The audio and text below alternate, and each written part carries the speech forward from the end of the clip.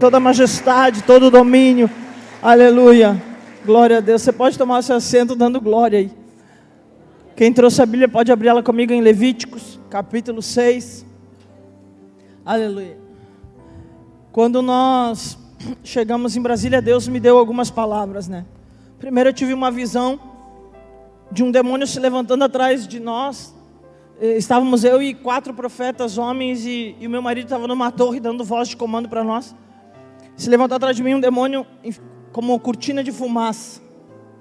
E Deus usou uma espada só para arrancar a cabeça dele. E desde então eu tenho orado e pedido para Deus qual é a cortina de fumaça. O que eu preciso ver atrás da cortina de fumaça. Aleluia. Então eu vou repetir o que eu orei aqui. Medo é alimento de demônio. Vou dizer de novo. Medo é alimento de demônio. No meio da pandemia a igreja teve medo. E a igreja não precisa ter medo. Porque a minha Bíblia diz que maior é aquele que está comigo do que aqueles que estão com eles. Então nós não podemos ter medo. Nós temos que ter ousadia, intrepidez, aleluia, força. Nós temos que orar, buscar o Senhor. Louvado seja o nome dEle, amém? Levíticos capítulo 6 diz assim, versículo 8. Falou mais o Senhor a Moisés dizendo: dá ordem a Arão e a seus filhos dizendo: esta é a lei do holocausto. O holocausto será queimado sobre o altar toda noite até pela manhã, e o fogo do altar arderá nele. E o sacerdote vestirá sua veste de linho, e vestirá as calças de linho sobre a sua carne, e levantará a cinza, quando o fogo houver consumido o holocausto sobre o altar, e a porá junto ao altar. Depois, despirá suas vestes e vestirá outras vestes, e levará a cinza fora do arraial para um lugar limpo.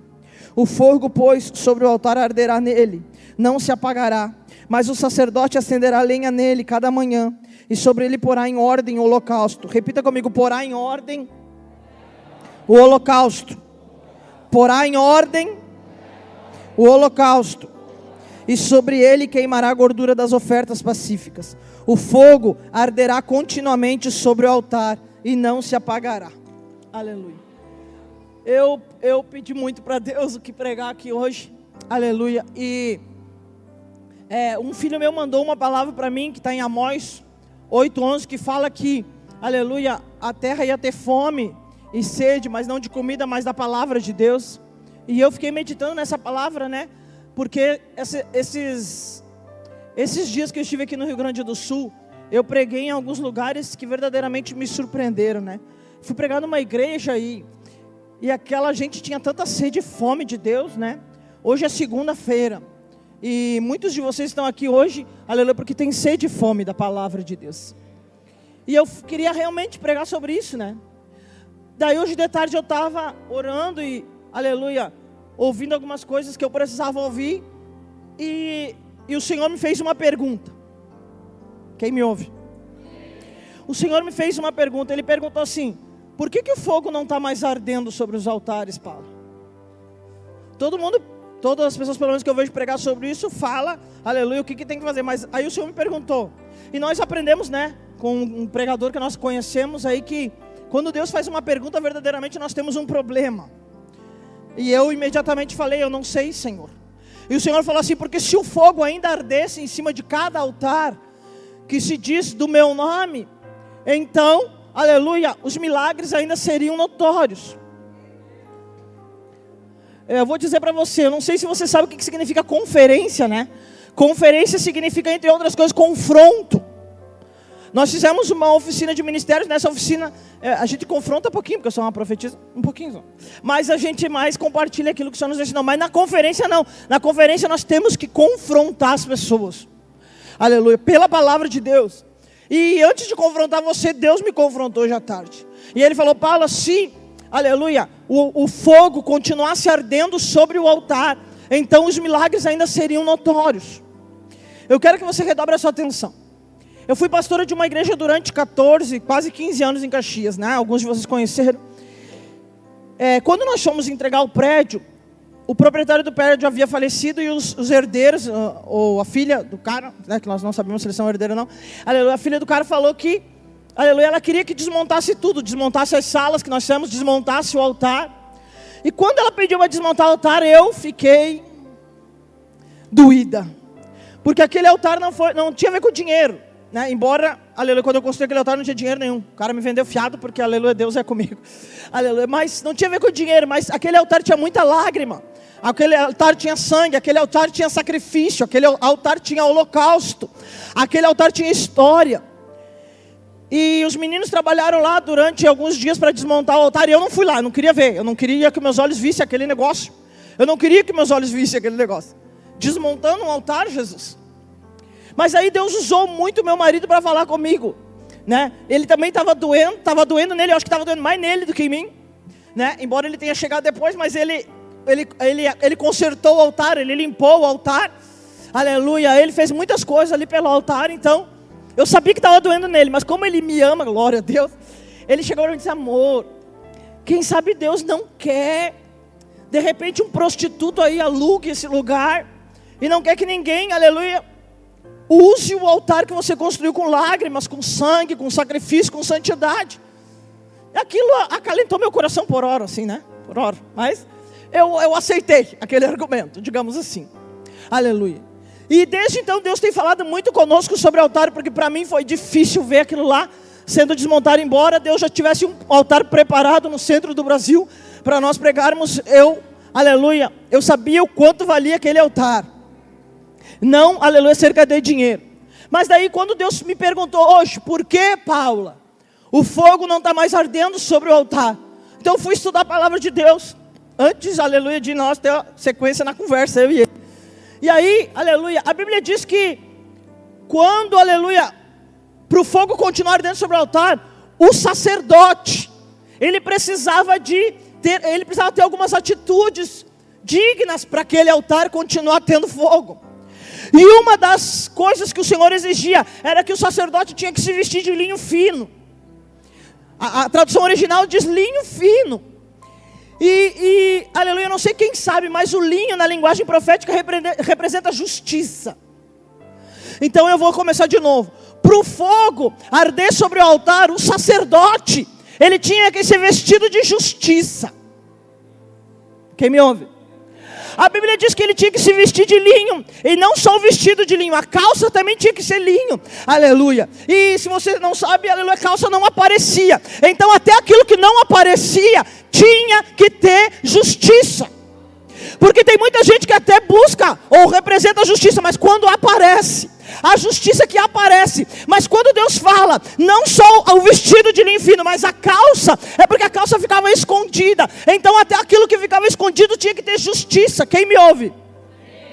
Ok, mas a Bíblia diz o seguinte: a Bíblia diz que ele tinha que colocar essa roupa de linho para poder então estar autorizado a queimar ou oferecer o holocausto ao Senhor. Todavia, depois que o holocausto fosse oferecido ao Senhor, para ele pegar cinzas e levar cinza fora do arraial, ele tinha que trocar veste. Eu não entendi, pastor. A linguagem que eu prego é uma linguagem profética, ok? Então, aleluia, para o fogo continuar dentro sobre o altar, não era só ir lá e orar, como muitas pessoas pregam por aí. Não. A pessoa que era responsável para que o fogo continuasse, ele tinha que estar vestido de justiça. Só que daí eu fui para a original, Andaia Saia, aleluia, para saber, ou aleluia, para saber a tradução original de justiça. E a tradução original de justiça diz assim, ó: o reconhecimento do mérito de alguém ou de algo.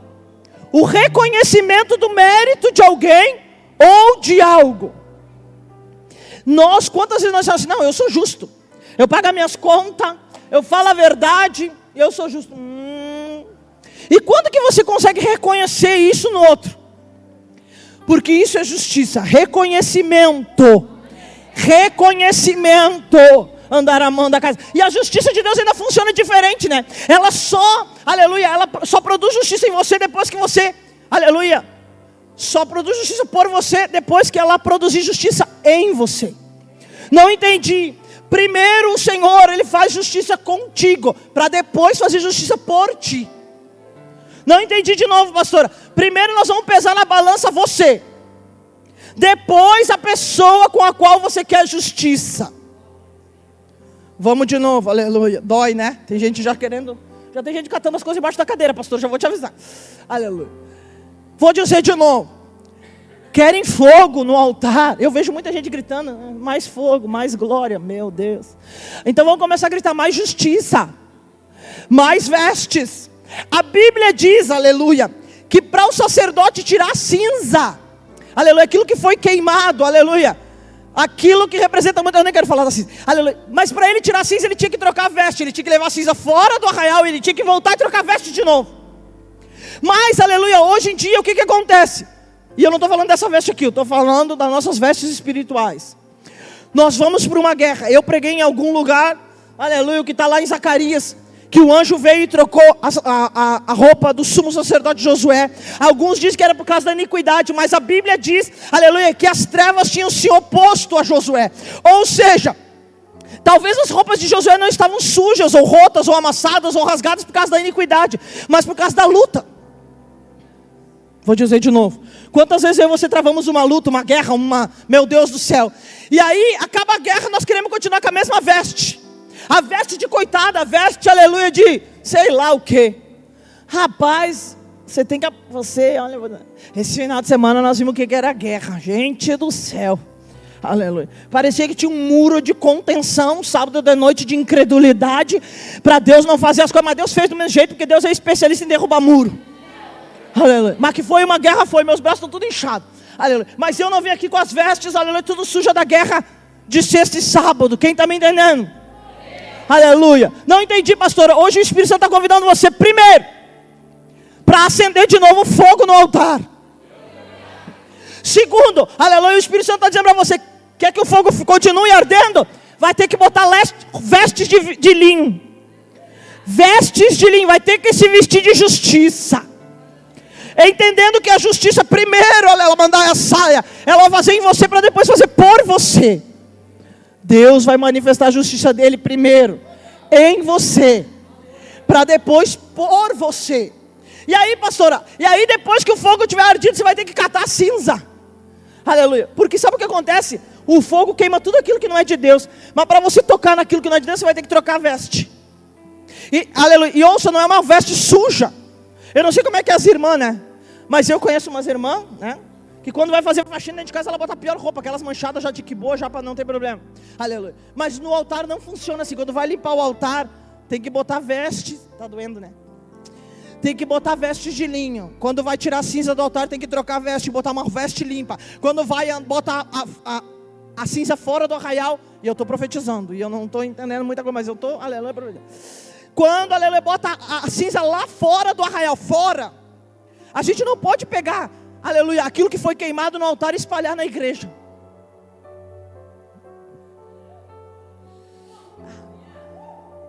Entramos no secreto do homem agora. Vou dizer de novo, nós não podemos pegar aquilo que foi queimado pelo altar.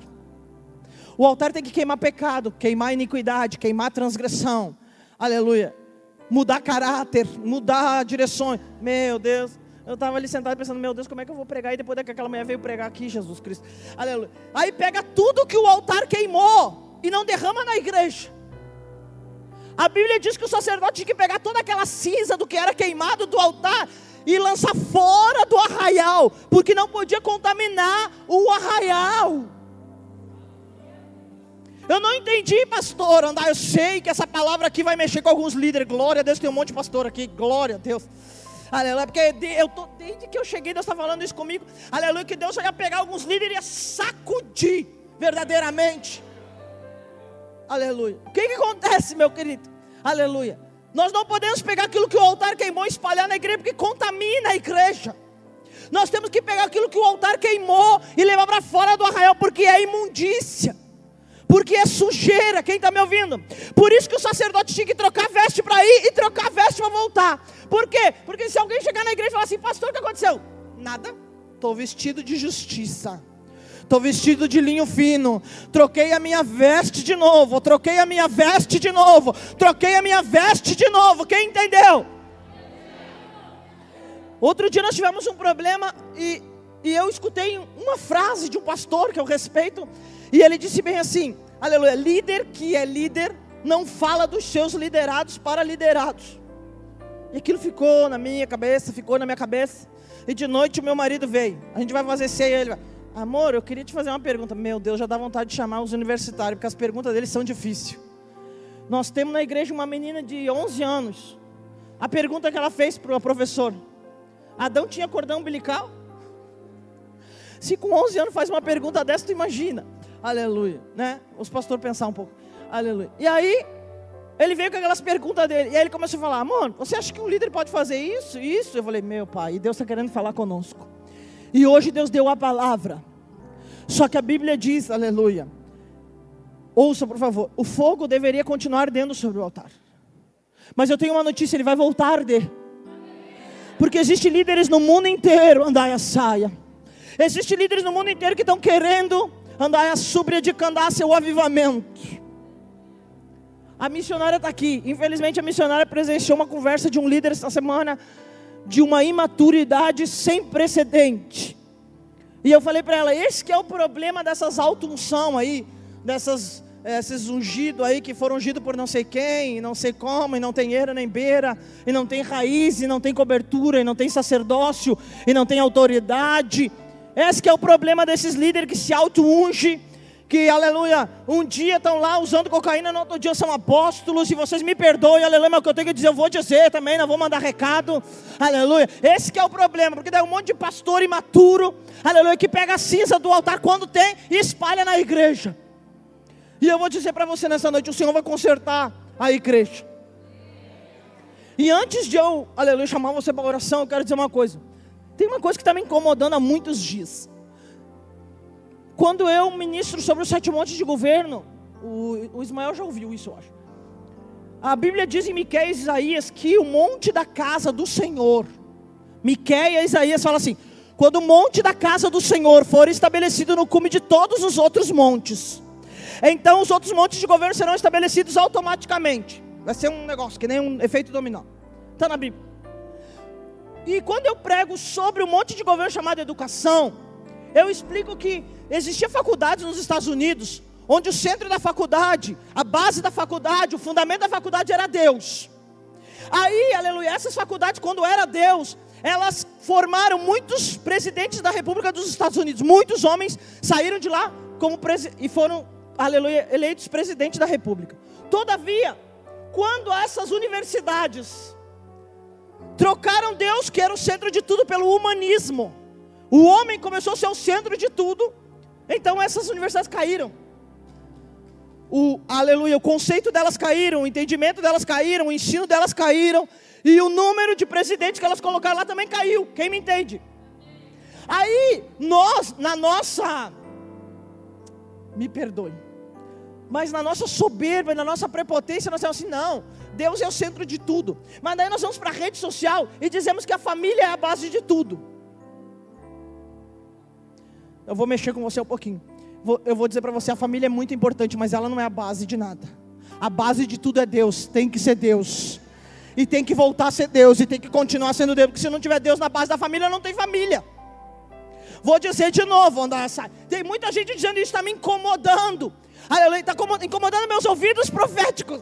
Aleluia, não é incomodando a Paula não tem nada a ver com isso daí. Aleluia, porque as pessoas têm dito assim que, aleluia, a família é a base de tudo. Se Deus não for a base de tudo, aleluia, não existe família. Então você tem que cuidar o que você fala, porque você é a igreja. Aleluia, se eu e você que somos o governo de Deus na terra, aleluia, eu e você que somos a igreja, nós falamos assim, o que dirá lá fora, gente? Vou dizer de novo, e os pastores, se vocês não concordar comigo, você pode procurar no final e falar: pastor, tu está errado. Eu vou te ouvir, mas vou ficar com aquilo que Deus falou comigo. Porque eu comecei a buscar Deus e falei: Senhor, se o meu pensamento é errado, fala comigo. Mas daí hoje eu falei com um jovem, o pai dele faleceu há poucos dias, eu liguei para saber como é que ele estava. E ele falou assim: mas tu vê, né, eu perdi a base de tudo. Daí eu fui obrigado a dizer: não, a base de tudo não é o teu pai. A base de tudo é um pai que está no céu. Quem me ouve? Então o primeiro monte de governo a ser restaurado não é a família, é a igreja. Porque a igreja é o governo de Deus na terra. Toda vez que me param lá em Brasília e perguntam: pastor, o que tu veio fazer aqui? Porque eles me perguntam assim: o que tu veio fazer aqui? Primeiro um demônio falou comigo, assim, daí depois as pessoas, aleluia, assim, demoniado, lógico. Aí eu falo: eu vim aqui estabelecer uma base do governo de Deus na terra. E eu vou fazer isso, pode escrever. Aleluia. E se eu não conseguir completar, meus filhos vão. Aleluia. Porque eles foram bem treinados para isso daí. Quem me ouve? Aleluia. Então eu vou repetir. A família é muito importante, é claro que é importante. Eu amo meu marido, eu amo minhas filhas, eu amo estar perto deles, eu amo desfrutar da companhia deles. Eu amo estar perto do pastor Wagner e da pastora Nádia. Aleluia. A minha filha mais velha, ela não manda beijo para ninguém. Ninguém, mas hoje mandou beijo para eles. Aleluia. Eu amo estar perto deles, mas aleluia, a minha base não é a minha família, a minha base é Deus. Até porque, aleluia, eu preguei aqui no dia 7 de setembro, eu expliquei que o número 7 ele tem muitos significados. E um dos significados do número 7 é ter Deus como fundamento e ter Deus como cobertura. E aí, como é que é a nossa família, a nosso fundamento? A nossa família é Deus, porque Ele não divide o lugar, Ele não divide a glória, Ele não divide o espaço. Quem é que me ouve? Então cuidado com o que você fala, porque o primeiro monte, ou o monte, aleluia, que vai assumir o cume de todos os montes, não é um monte de governo chamado família. É um monte de governo chamado religião. E não é a religião evangélica ou católica, não. Aleluia, é o Senhor. Quando Deus for colocado no cume de todos os outros montes. For colocado não, né? Porque Ele já está. Mas quando nós entendermos o lugar que Ele está. Aleluia. Quando o pastor Eduardo estava cantando aqui, aleluia, sobre o trono, eu cheguei a ir para trás aqui cada presença de Deus, porque eu falo onde eu vou pregar aqui. As pessoas pensam que o trono de Deus é uma cadeira. A limitação da nossa mente humana pensa que o trono de Deus é uma cadeira, mas como Deus, sendo quem Ele é, vai sentar numa cadeira, gente. O trono de Deus é um lugar de governo, e era esse lugar que Lúcifer queria. Quem me ouve? Vou dizer de novo, o trono de Deus não é uma cadeira, é um lugar de governo. E Ele continua lá. E tem gente que acha que Ele se moveu de lá por causa de um homem, que temporariamente assumiu um determinado poder. E eu vou dizer de novo, aleluia, Deus não se abala por causa de um homem, não se abala por causa de 10 homens, não se abala por causa de 1000 homens, Ele não se abala por causa de 1 milhão de homens, porque Ele continua sendo Deus soberano sobre tudo e sobre todos. E quando a igreja entender isso, entende o resto das coisas. E o que Deus mandou eu falar para ti, para mim e para ti, né? Porque primeiro cortou aqui, nessa noite nós temos que nos vestir de novo de justiça. Nós temos que nos vestir de novo de justiça, porque o pastor Ismael leu aqui a palavra que diz, como é que você vai dizer assim, ó, mas Senhor, como é que eu não te dei comida? Mas quando é que eu te vi que eu não te dei comida? Aleluia. Justiça. Quem precisa se revestir de justiça? E é muito fácil nós chegarmos no culto, eu estou encerrando. É muito fácil nós chegarmos no culto e dizer assim, ó, mas eu fui lá, mas não tinha mais fogo. Eu fui lá, mas não tinha mais glória. Se o sacerdote da casa não se veste de linho fino, se veste você. Aleluia. Vou dizer de novo. Porque eu participei de uma igreja onde por muito tempo o sacerdote não se vestia de linho fino. Mas eu escolhi me vestir. Quem me ouve? Aleluia. Ouça por favor.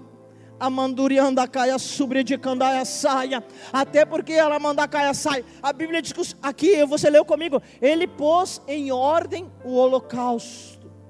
Quando que eu e você vamos colocar em ordem? Meu Pai, eu queria terminar aqui, chefe. Quando eu e você vamos colocar em ordem o holocausto, o sacrifício. Uma vez eu estava aqui nesse altar pregando e o Senhor mandou eu falar assim. Tinha bastante gente assistindo aquele dia. Deus mandou eu falar assim: altar não é lugar de oportunidade. Não está na Bíblia. Altar é lugar de sacrifício. Ou você me acha na Bíblia, ou a sua Bíblia está escrita diferente, porque a minha diz que altar é lugar de sacrifício. Mas onde estão os sacrifícios, os nossos sacrifícios do altar? Você acha que verdadeiramente se arrumar, se maquiar, botar um salto alto e vir para o culto 2, 3 na semana é sacrifício? Você acha às vezes que vir limpar a igreja é sacrifício? Você acha que abrir a igreja é sacrifício? Você acha que ficar na recepção é sacrifício? Você acha que devolver dízimo é sacrifício? Você acha que subir aqui cantar, ou tocar, ou pregar é sacrifício? Então você não leu a Bíblia. Aleluia. O que você tem sacrificado no altar? Quais as tuas vontades que você tem sacrificado no altar? Eu quero dizer para você, aleluia, nos 3 meses que nós trabalhamos embora desse Rio Grande do Sul, meu Deus, você não sabe quanta afronta, quanta mentira, quanta humilhação, quantas propostas, quanto tudo nós recebemos. Nós recebemos uma humilhação semana passada, um monte de mentirada aí do pastor, aleluia. E qual foi a tua reação, pastora? Muda. muda. Sabe por quê? Porque Deus mandou eu sacrificar tudo. Deus mandou eu sacrificar tudo. Tudo. Eu vou dizer para você, não é um prédio que nós sacrificamos. Foram 14 anos.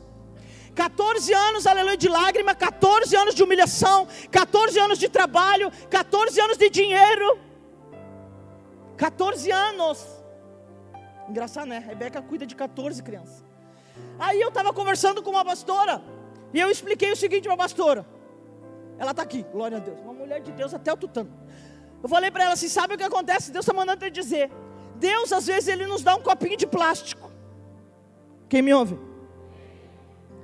Ele nos dá um copinho de plástico. E Ele permite que as pessoas ao nosso redor tenham inveja do copinho de plástico. E acham que aquele copinho de plástico é a única coisa que tu tem. Mesmo sendo um copinho de plástico. É a única coisa que tu tem. Aí Deus permite, por quê? Porque às vezes Deus tem que mostrar para nós quem está ao nosso redor. Quem está nos cercando. Quem me ouve? E o Senhor tem lá preparado um copo de cristal para ti. Uma coisa valiosa, uma coisa chique daquela de Guê. Aleluia. Ganhei um negócio. Tu precisa ir lá, Silene, porque eu ganhei um negócio chique lá que eu não sei. Aleluia. Aleluia. Quem me ouve? Aí Deus tem preparado lá um copo de cristal. Uma coisa chique demais da conta. Aí Deus permite que as pessoas investem teu copinho de plástico. Por quê, pastor? Primeiro, porque tem que mostrar para você quem é que está perto de ti. Segundo, porque Deus tem que te ensinar umas coisinhas. Aí Ele deixa as pessoas que têm inveja pegar o copo de plástico e pensar, tirei tudo que eles tinham. Mas tirei tudo e agora vai sobrar o quê? Não sei porque quando eu venho aqui Deus quer falar contigo, né, Adriano? Oh, glória. Aí Deus permite as pessoas pegar o copinho de plástico. Por quê? Quando as pessoas tiram o copinho de plástico, pensam assim, agora eu tirei tudo que ela tinha. Aí Deus fala assim, não, você não sabe o que ela tem. Quando nós chegamos em Brasília, meu irmão estava lá, está aqui, e ele pode confirmar o que nós nos reunimos de manhã para orar, e eu chorei na presença de Deus, e falei, Senhor, eu entrego tudo, mas eu não quero ficar sem a tua presença. Vou dizer de novo, aleluia, eu entrego tudo, Senhor, mas eu não quero ficar sem a tua presença. A igreja precisa aprender de novo o que é sacrifício.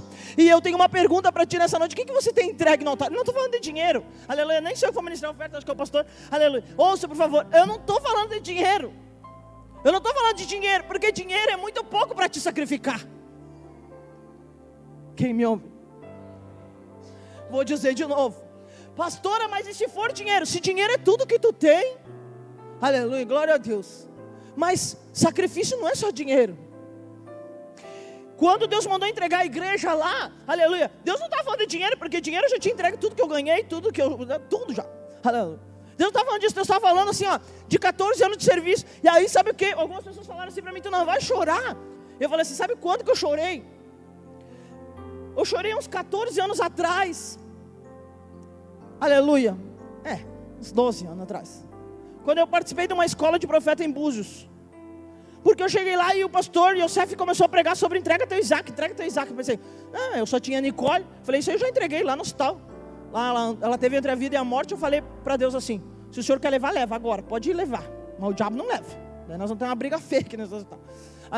Eu já tinha devolvido ela para Deus. Eu falei assim, eu não tenho nada. E no final dos 3 dias, o Espírito Santo de Deus veio no meu ouvido e falou assim, entrega a igreja. Eu falei, não, vamos conversar. Tá louco? Eu inaugurei aquilo lá. Meu Deus, sem nem um centavo, com 150 mil reais de dívida, o Senhor há 12 anos atrás, o Senhor me deixou eu pagar cada centavo para ter, aleluia, respeito na cidade. E agora, como assim entrega a igreja? Aquele dia eu chorei. Há 14 anos atrás eu entreguei a igreja. Agora eu só dei a chave do prédio. Quem entendeu? Não entendi, pastora. Qual o sacrifício que você tem colocado no altar de Deus? O que você tem sacrificado no altar de Deus? Você acha que o seu tempo só, a sua vida só, aleluia. O que é mais valioso para você sacrificar no altar de Deus? Aleluia. Eu queria que você se colocasse de pé. Para alguns que estão aqui, talvez, o que você tem que sacrificar no altar de Deus é o teu caráter. Talvez o que você tem que sacrificar aqui no altar de Deus, aleluia, é a tua forma de agir. Talvez o que você tem que sacrificar no altar de Deus, mas uma coisa eu sei. Os sacerdotes que estão aqui nessa noite, eles vão ter que pegar a cinza, trocar as vestes, levar a cinza para fora do arraial e botar lá fora para ninguém ficar sabendo. Não entendi, pastora. Os líderes que estão aqui, andaramanda caia saia, troca tuas vestes. Ou, aleluia, você define que veste você tem hoje. Se você tem veste de fofoqueiro ou de líder. Se você tem veste de sacerdote, andaramanda caia sobre de candazai. E se você tem isso, então você vai ter que, aleluia, vestir a sua veste de linho hoje. A túnica e a calça, porque a calça fica embaixo da túnica. Aleluia. Vou repetir. Você não adianta produzir justiça, ou fazer justiça, ou não sei qual que é a outra palavra, aleluia, só naquilo que aparece, e aquilo que não aparece. Andaia sobre de candaia sai, aleluia. Uma coisa eu sei, quando Deus me perguntou por que o fogo não estava mais ardendo nos altares, e Ele disse que se o fogo tivesse ardendo, os milagres, aleluia, seriam notórios. Quando Deus faz esse tipo de pergunta, eu entendo que Ele quer, aleluia, reacender o fogo, e Ele quer que os milagres voltem a acontecer. Eu fui pregar numa igreja, que eu não sei em qual cidade, que eu não me lembro mais, que eu nunca sei onde é que eu estou, fisicamente. E eu caí no chão, eu estava adorando lá, e o Espírito Santo me pegou e eu caí no chão. E eu senti a mão de Deus abrir todos os ossos do meu peito. Como eu já tive esses ossos aqui quebrados na cirurgia, eu sei a dor que é. E eu falei, pelo amor de Deus, Senhor, o que eu tenho? E o Senhor falou assim para mim, eu estou trocando o coração de um homem. E eu tenho certeza que aquela noite, os exames vão comprovar. Mas eu tenho certeza que aquela noite o Senhor fez um transplante de coração. Tá louca, pastora? Eu vou dizer para você, eu vi com os meus olhos Deus fazer um transplante de bexiga numa mulher uma vez. A mulher ficou anestesiada mais 5 horas, nós queríamos fechar a igreja e não dava, que a mulher não acordava nunca mais. Aleluia. Eu vi uma mulher tocar no cabelo de uma profetisa, e ela tinha a bexiga caída, Deus colocar a bexiga no lugar, e nós temos o exame para comprovar. Aleluia, porque Jesus continua o mesmo, Ele continua fazendo milagre. Ele continua vivo. O problema não é Jesus, o problema não é a palavra, o problema, aleluia, andaramanda caia, saia, é o altar. O altar que tem que ter brasa viva, o altar que tem que ter fogo, o altar, aramanda casa, que tem que ser limpo de maneira correta. Vou dizer de novo, o altar tem que ser limpo de maneira correta. O altar tem que ser limpo de maneira correta. Aleluia. Eu preguei no primeiro dia da conferência, eu falei assim, não se submetam a pastores que não dizimam, porque aleluia, são hipócritas. Tu não pode vir aqui pregar o que tu não vive. Por que, pastora? Glória a Deus que eu não vou ter que morar no céu com nenhum hipócrita. E eu vou morar no céu de algum jeito, eu estou procurando uma vaguinha. Mas eu não vou morar no céu com os hipócritas, graças a Deus. Porque, aleluia, os pastores que vêm aqui pregam uma coisa que eles não vivem, eles são hipócritas. E os altares estão cheios de hipocrisia. Os altares estão cheios de roubo. Os altares estão cheios de fornicação. Os altares estão cheios de adultério. Os altares estão cheios de maldição. Os altares estão cheios de maledicência. Meu Deus, se eu pudesse orar como eu queria, eu ia orar para cada ministro, aleluia, que fala mal do seu pastor em casa, quando chegasse, pegasse no instrumento, no microfone, levasse um choque e caísse duro. Não posso orar assim, ainda mais que eu estou não. Ou aqueles ministros que querem ministrar, mas não querem dizimar, mas pega no microfone que vai pagar o dízimo, pega no violão que vai pagar o dízimo. Meu Deus, isso não é hipocrisia, é o que, gente? Dói, né? Tem gente aí, pensa, meu Deus do céu, aleluia. Mas eu não vim aqui para passar a mão na tua cabeça, que eu não tenho nem tempo para isso daí. Aleluia. É muita hipocrisia dentro da igreja. É muita hipocrisia. Um pastor diz assim que precisa comprar um terno, aleluia, mas não devolve dízimo. É muita hipocrisia, gente. É muita hipocrisia, aleluia. Homens e mulheres querem aparecer mais do que o Espírito Santo. E nós queremos milagre. Aleluia, nós vamos ter os milagres quando nós entendemos que é tudo dele. Tudo vem dele e tudo volta para ele. Eu fui pregar numa igreja essa semana aqui, eles me receberam com muita honra. Muita honra, fiquei até constrangida. A honra com que me receberam lá. E aí o Senhor falou no pé do meu ouvido, sobe lá e explica que não é nada de ti. Eu falei, sim senhor, agora. A pastora disse assim, eu vou deixar ela falar dela mesma. Eu falei, eu não vou falar nada de mim não, eu vou falar do Espírito Santo. Não tenho nada para falar de mim, que eu não consigo fazer nada. Tira o Espírito Santo dos ministros, sobra o quê? Eu não sei o que sobra de você, de mim não sobra nada, se tirar o Espírito Santo de mim. Vou dizer de novo: vistam as suas vestes de linho fino, não só as que aparecem, mas aquelas que não aparecem. Vistam as suas vestes de linho fino, não só aquela que aparece, mas aquela que não aparece. Quando forem juntar cinza do altar, troca as vestes. Depois que colocar a cinza fora do arroz, troca a veste de novo. Pastor, eu não sei fazer isso. Querido, espiritualmente não é você que faz, é o Senhor que faz. Mas aí precisa eu e você ter postura e dizer assim: Senhor, essa roupa aqui não está mais dando. Essa roupa aqui de coitadinho não está mais dando. Essa roupa de cego não está mais dando. Essa roupa de mendigo não está mais dando. Essa roupa lamandacaia, sai de órfão, não está mais dando. Por muitos anos a igreja vestiu uma veste de órfão, por quê? Porque daí as pessoas tinham pena, daí as pessoas tinham dó, não sei que palavra que você usa. Tinham compaixão, essa é a palavra certa, né? Tinha compaixão, daí, aleluia, ajudavam. Milhares de pessoas no mundo inteiro ainda querem viver de cesta básica, porque ainda estão vestidos de órfão. Essa vestimenta não serve mais para a igreja, porque a igreja não é órfão. Durante muitos anos a igreja teve uma vestimenta de pé, aleluia, de cauda. Mas a minha Bíblia diz que nós não somos cauda, nós somos cabeça, aleluia. Então essa veste aí de cauda não dá mais para a igreja, gente. A veste de miserável da igreja não dá mais para a igreja. A veste de miserável não dá mais. A veste de doente não dá mais. A veste andaramandacai, a saia de soberba não dá mais. A veste de altivez, andaramandacai, a saia, a veste andabiaçúbria de candácia não dá mais. Não cabe mais na igreja. A igreja precisa trocar suas vestes urgentemente. A igreja precisa trocar suas vestes urgentemente. E se nós queremos fogo no altar, nós temos que nos vestir de veste de linho. Eu quero orar por cada pastor e pastora que está aqui nessa noite. Se você quiser sair do seu lugar e vir à frente. Aleluia. Andaramanda caia sobre de candaia sai. Aleluia.